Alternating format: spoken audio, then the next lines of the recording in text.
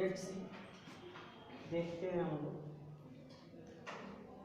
मैंने आप लोगों को जो टाइप्स ऑफ प्रीपोजिशन बताया था, one word preposition, double word preposition और फ्रेजल प्रीपोजिशन एंड जिरंडियल प्रीपोजिशन। इसी को हम बोलते हैं जिरंडियल प्रीपोजिशन,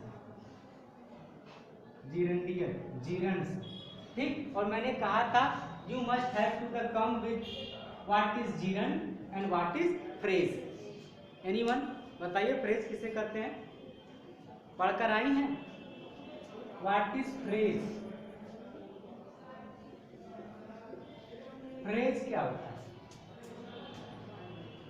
देखिए एज फार एज फ्रेज, जब भी हम फ्रेज शब्द कहेंगे, सुन लीजिए, जब भी आज के बाद फ्रेज शब्द आए आपके इंग्लिश में, phrase means there is no single word, phrase is the combination of word, या phrase is the group of word, group of words.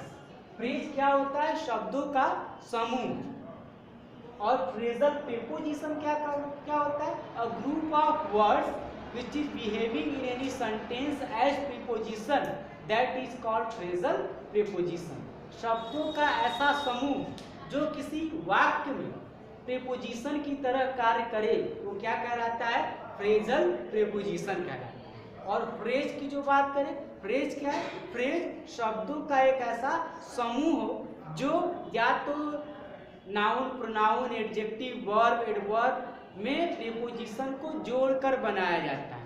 जैसे मैंने आप लोगों को उदाहरण में कई फ्रेजल प्रीपोजिशन दिखाया था, जैसे इन spite of, in spite of, in stead of, on account of,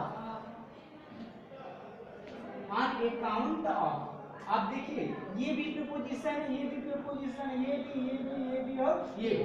तो मतलब आप देखिए प्रीपोजिशन जुड़कर एक नया प्रीपोजिशन बनाता है, शब्दों का समूह। ये फ्रेज, फ्रेज मतलब होता है क्रियात्मक। अक्सर कर किसी क्रिया के साथ कोई प्रीपोजिशन जुड़कर एक नया अर्थ देता है। और फ्रेज अक्सर कर भी होते हैं जिनका अर्थ अपने रूप से अलग होता है। जैसे अगर इन मतलब कहें तो क्या होता है? में। लेकिन इन स्पाइट ऑफ, इन मतलब में, ऑफ मतलब से, लेकिन इन स्पाइट ऑफ मतलब में से नहीं होता। अक्सर कर इसका अर्थ हमेशा बदल जाता है। हिंदी में आप लोगों ने पढ़ा होगा समास, बहुव्रीहि समास जानते हो? बहुव्रीहि समास की विशेषता ये होती है जिसका कोई पद प्रधान नहीं होता है, अपितु दोनों मिलकर किसी तीसरे की ओर इशारा करते हैं, वो कहलाता है बहुव्रीहि समास। जैसे दशानन, दश है आनंद जिसके, अर्थात रावण। यहाँ पर रावण क्या नहीं है? दश आनंद, दश मतलब संख्या, आनंद मतलब शेर। 10 आनंदों के समूह वाला व्यक्ति दशानन कौन कहलाता है? रावण। तो कोई तीसरा अर्थ आता है। वैसे ये आता है, ये सब मिलकर एक तीसरा अर्थ देंगे, न तो इसका अर्थ मिलेगा न तो इसका अर्थ मिलेगा, बल्कि ये सब मिलकर एक ऐसा अर्थ देते जो आप सोच भी नहीं सकते, एकदम अलग। अगर इसके अर्थ को मिलाकर आप इसका अर्थ निकालेंगे तो अनर्थ होगा, अर्थ नहीं होगा। तो इन स्पाइट ऑफ का मतलब क्या होता है? इसका मतलब के अतिरिक्त, इसका भी मतलब वही होता है और इसका भी, दोनों का मतलब एक ही होता है, इन स्पाइट ऑफ। लेकिन दोनों में अंतर है, इन स्पाइट ऑफ के अतिरिक्त और इंस्टीड ऑफ के अतिरिक्त। एक होता है के अतिरिक्त एडिंग, जोड़ते हुए, जैसे इंग्लिश में एक वर्ड प्रीपोजिशन होता है बिसाइड्स। बिसाइड्स का मतलब होता है के अतिरिक्त, बिसाइड्स का मतलब के अतिरिक्त, के अतिरिक्त मतलब जोड़ते हुए। जैसे I went to market, I eat samosa, idli, sambar, besides it फुल्की चाय। ये क्या है? मतलब मैंने ये सब कुछ खाया, इसके अलावा, इसके अलावा ये भी दबाया, मतलब ये भी खाया। तो ये जो खाया उसमें ये क्या हुआ? ऐड हुआ। तो वो अतिरिक्त का मतलब होता है जो आपके पास है उसके साथ ऐड होते हैं, अलावा। और एक होता है इन प्लेस, एनीवन, एनीवन, कोई एक। जैसे I take tea instead of coffee, मैंने चाय के अतिरिक्त क्या पिया? मतलब के स्थान पर, इसका मतलब कॉफी पी, मतलब चाय को क्या किया?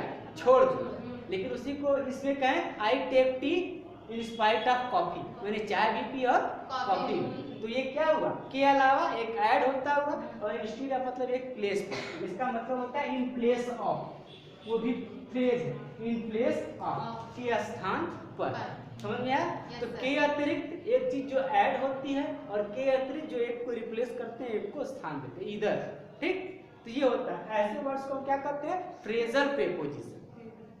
कब ये फ्रेजल प्रीपोजिशन कब कहलाएंगे, जब वो किसी वाक्य में एक संज्ञा और एक सर्वनाम, या एक सर्वनाम और एक संज्ञा, या एक संज्ञा एक सर्वनाम, वाइस वर्सा क्या करेंगे, संबंध स्थापित करेंगे। मतलब preposition is the word which make the relation of one noun और pronoun in the another noun और pronoun in the given sentence. संबंध सूचक अव्यय वे शब्द होते हैं जो किसी वाक्य में एक संज्ञा या सर्वनाम का संबंध उसी वाक्य के दूसरे संज्ञा या सर्वनाम से दर्शाते दिखाई देते हैं। यही होता है डेफिनेशन। तो सिंगल वर्ड्स का आपको पता है, ये क्या है डबल वर्ड्स का, और ये क्या है फ्रेजल। तो ये आप देखो किसी वाक्य में प्रीपोजिशन की तरह काम करेंगे तो क्या कराएंगे, phrasal preposition. Clear?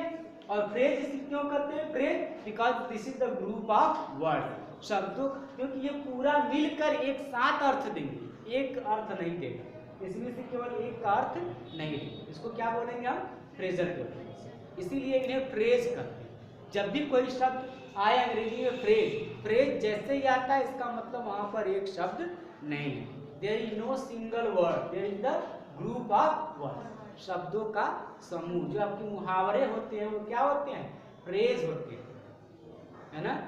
Leap and bounds, leap and bounds, leap and bounds, इसका मतलब क्या होता है, ये मुहावरा दिन दूनी रात चौगुनी, हिंदी मुहावरा है ना, दिन दूनी रात चौगुनी तरक्की करो, दूधो नहाओ पूतो पलो, ऐसा होता है ना। तो ये क्या है, दीज आर द फ्रेज, ये मुहावरे हैं, इनका अर्थ कुछ अगर वैसे देखें तो लीप मतलब होता है उछलना, बाउंस मतलब होता है बांधना, उछलना और बांधना, लेकिन इसका मतलब उछलना बांधना नहीं है। फ्रेज अक्सर कर अपना वो अर्थ देते हैं, इसके बारे में आप सोचते नहीं, ऐसा भी हो सकता है, अगर उसका ओरिजिनल अर्थ आप लेंगे तो कभी भी उसका मतलब नहीं जाएगा। क्लियर? अभी नहीं क्लियर होगा, धीरे धीरे होगा। कक्षा 9 है, अभी यही बात 10 में बताएंगे, यही बात 11 में बताएंगे, यही बात 12 में बताए अगर आपके बीच हम रहे तो, है ना। तो ये बार बार बताएंगे और आप बार बार भूलेंगे। ये प्रथा है पढ़ने की और ये प्रथा है पढ़ाने की, क्या कर सकते, प्रथा निभानी। तो समझ में आए, मिटा दे इसे या आप लोग नोट करेंगे, ठीक है। और दूसरा क्या है, gerund. Gerund is the verb ING. Gerund वे शब्द होते हैं जो क्रिया में क्या लगता है, आईएनजी, लेकिन हर आईएनजी जीरंड नहीं होता। All the glitters is not gold, हर चमकती चीज सोना नहीं। इंग्लिश का फ्रेज है, all the glitters is not gold, है ना। सभी त्रिपुंडधारी पंडित जी नहीं होंगे, कुछ लोग सौकिया लगाए होंगे, चल के बना लिए हम भी राम राम राम राम राम नाम ओढ़ के, तो हम लोग कभी प्रणाम पंडित है, हम पंडित थोड़े ना, तो ये भ्रामिक होंगे। तो all the glitters is not gold, तो कहने का मतलब है आईएनजी हमेशा आप 10th जब पढ़ते हो तो आईएनजी कब लगता है, कंटिन्यूअस के फॉर्म में, प्रेजेंट पास्ट या फ्यूचर के कंटिन्यूअस फॉर्म में आईएनजी क्या लगता है, वर्ब के फर्स्ट फॉर्म में आईएनजी लगा। लेकिन जीरंड, जीरंड क्या होता है, gerund is the words, gerund is the words which behaving in any sentence as verb and subject, आप इसे लिख सकते हैं। जीरंड वह शब्द होता है, जीरंड क्रिया का वह आईएनजी फॉर्म हो जो किसी वाक्य में कर्ता और कर्म नहीं, सब्जेक्ट, कर्ता और क्रिया दोनों का क्या करे, भूमिका अदा करता है। मतलब जीरंड वह आईएनजी फॉर्म है जो किसी वाक्य में कर्ता और क्रिया दोनों की भूमिका अदा करता है, वो क्या कहलाता है, जीरंड कहलाता है। समझ में आई बात? तो कुछ ऐसे प्रीपोजिशन है जो जीरंड की तरह काम करते हैं, जैसे ये मिटा देना, जैसे अगर एग्जाम्पल के तौर पे लिया जाए तो आप देखेंगे जीरण का उदाहरण, smoking is injurious to health, smoking is injurious to health, धूम्रपान स्वास्थ्य के लिए हानिकारक है। तो आप देखेंगे यहाँ स्मोकिंग वर्ब भी है और यहाँ स्मोकिंग सब्जेक्ट भी। अगर मैं इसके अगर यहाँ पर लिख दूं सिगरेट, सिगारेट, सिगारेट है ना, सिगारेट मतलब cigarette is injurious to health.